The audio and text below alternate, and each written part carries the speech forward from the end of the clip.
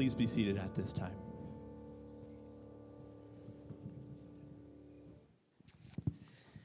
Well, you are not dismissed just yet. Not yet.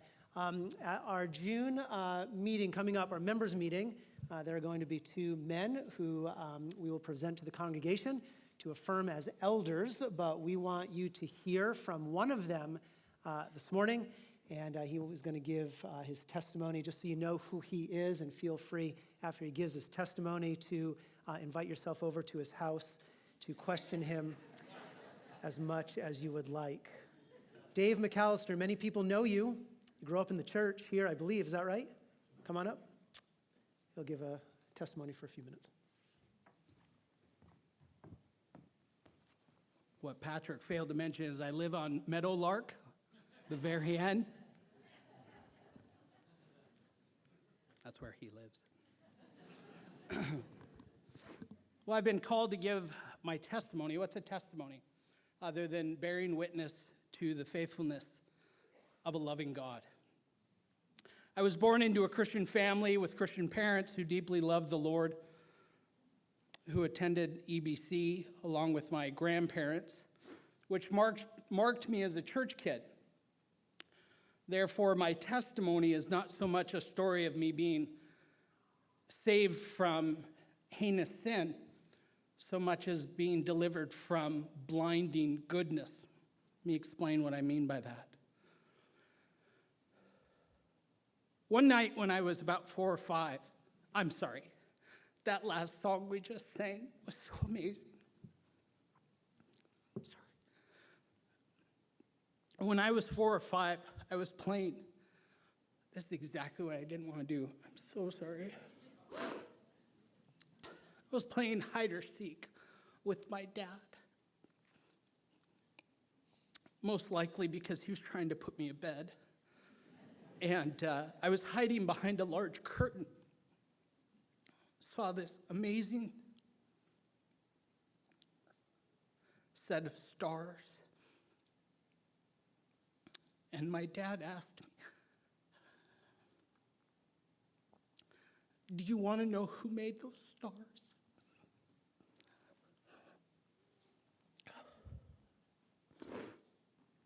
And of course I said yes. I'd love to, Dad. And so there that evening, I prayed with him to receive Jesus into my heart. And though at the age of 4 or 5, I lacked the theological astuteness to understand all that meant, what I did know is that Jesus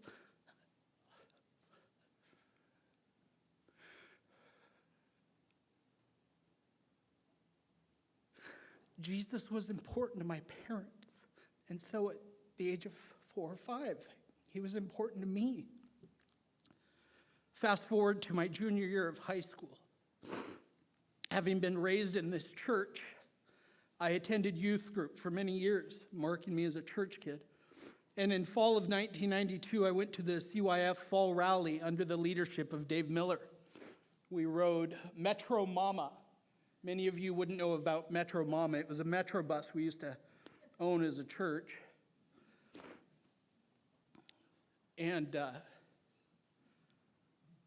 I remember sitting on that bus amidst kids being kids. And I remember saying, for some reason, quietly in my heart, "Lord, if you're not real,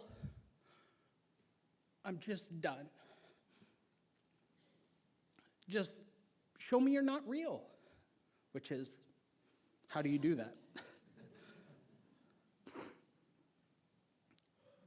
But if you're real, I need you to show me.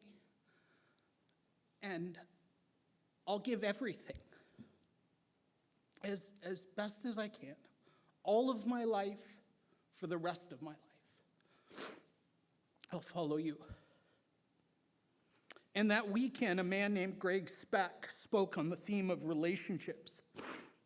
That Saturday night, he laid out the gospel of Jesus Christ by explaining that Christianity was not just a religion to be followed. It wasn't just one of many ways to try and make yourself good so that you could earn your way into heaven, as if that even existed. Rather, it's centered on a relationship. It's centered on the relationship, your relationship with Jesus Christ, a relationship that's to be engaged and embraced and pursued. He helped me to see the greatest question anybody can ever answer is, who is Jesus? And that weekend, the speaker opened up God's word and he explained that answer for me in a way that I've never really heard or understood up until that point. Those messages were a major paradigm shift for me, having essentially grown up riding, thank you, Scott, thank you, having essentially grown up riding the spiritual coattails of my parents. Strong coattails, but as we've just heard from Patrick, not even those would gain me access. And so that weekend, seeing that God was very real and had revealed himself, has revealed himself to us through Christ, I did it. I've sought to do it as best as I can. We often think of giving our testimony as how we supposedly found Jesus Christ, when the reality all along is that Jesus found me.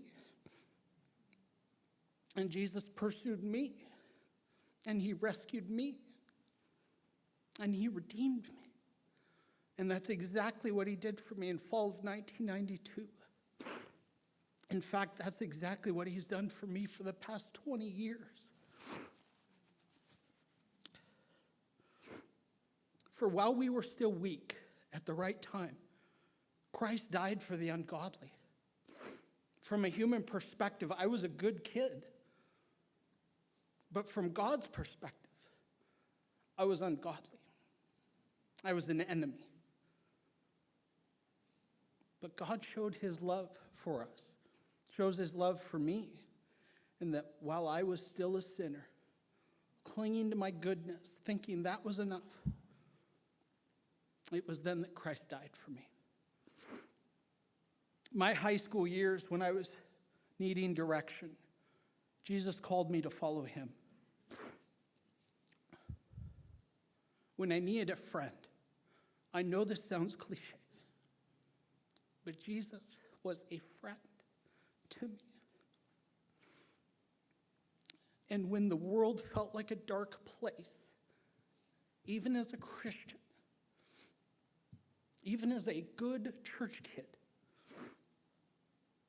Jesus showed me in a very real way that he is indeed the light of the world, and that by following him, I can have the light of life. And when I was trying to make sense of what was right and wrong, Jesus said, I am the way, and I am the truth, and I am the life. And those words gave me spiritual perspective. They still do. And though I don't always know what lays ahead, Jesus shows me that in him, my future can be secure. I've been called to pastoral ministry, and I could give a theological talk on it. But all of that is secondary to what is primary. That when I was a sinner, Christ died for me. And my hope rests in that. Not in my goodness, but in his goodness, his perfection, as you've showed us this morning, Patrick. I could say more and more. I think that's a good insight into who I am and how Christ found me. He did it all for his own sake, his own glory, and not my own.